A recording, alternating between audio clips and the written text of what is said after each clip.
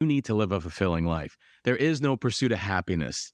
Or like they call it the pursuit of happiness because there is no actual happiness that you ever actually get. Happiness is a feeling. It comes and goes. You get a husband, you ain't gonna be happy. You just have a support system.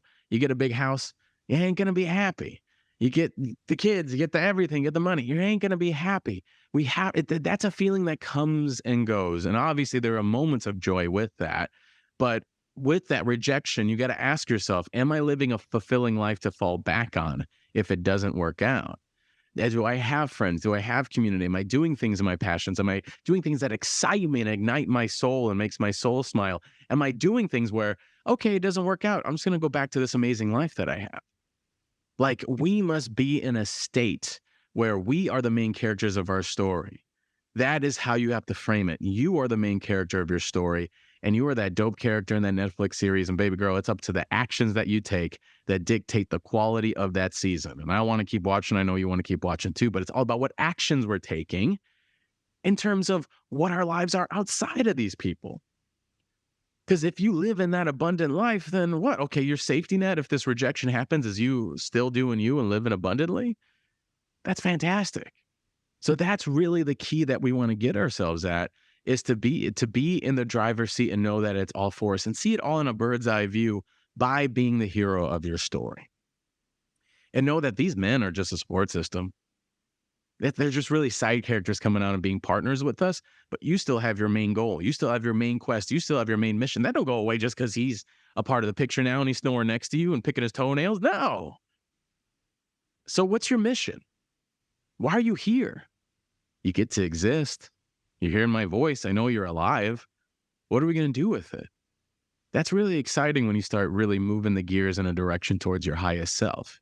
And through that, you're on a mission. Through that, you're excited about that mission.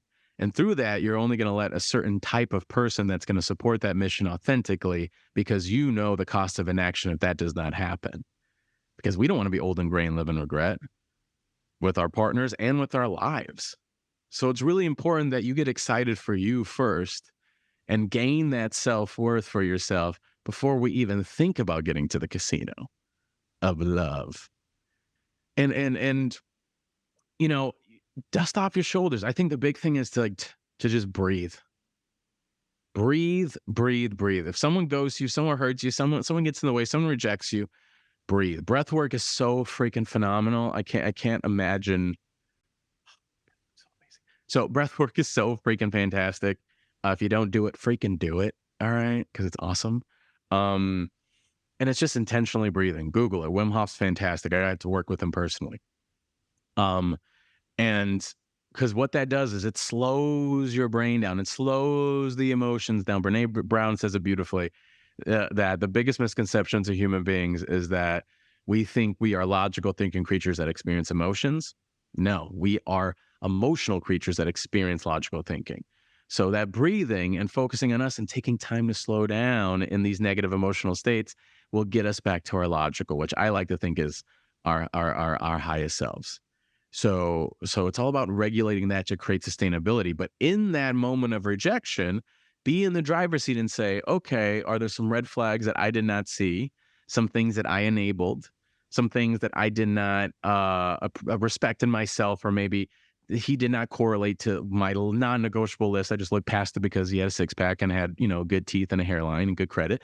Like, is that's some things of self-reflection, and then turn it into an actionable step going forward, and then go back to living your best life. Again, it's freaking for you, you beautiful human, you.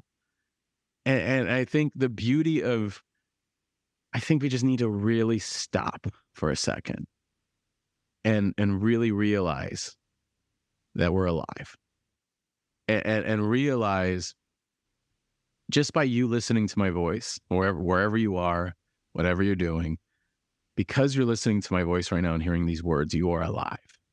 And that is a beautiful gift. And you get to live it. And you get to discover yourself through this process. You get to find love.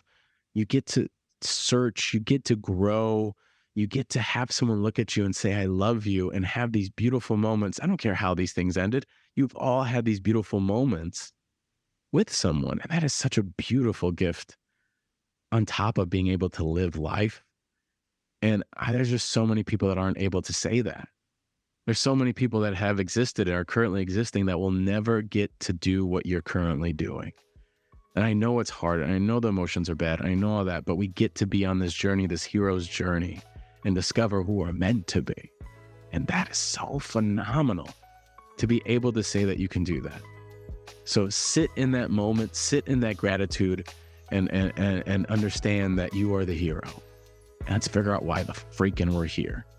And know that these rejections are literally for us. The Self-Hype Podcast.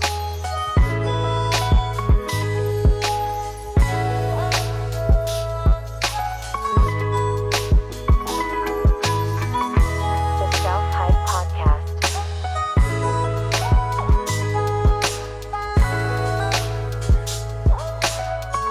The Self-Hype Podcast.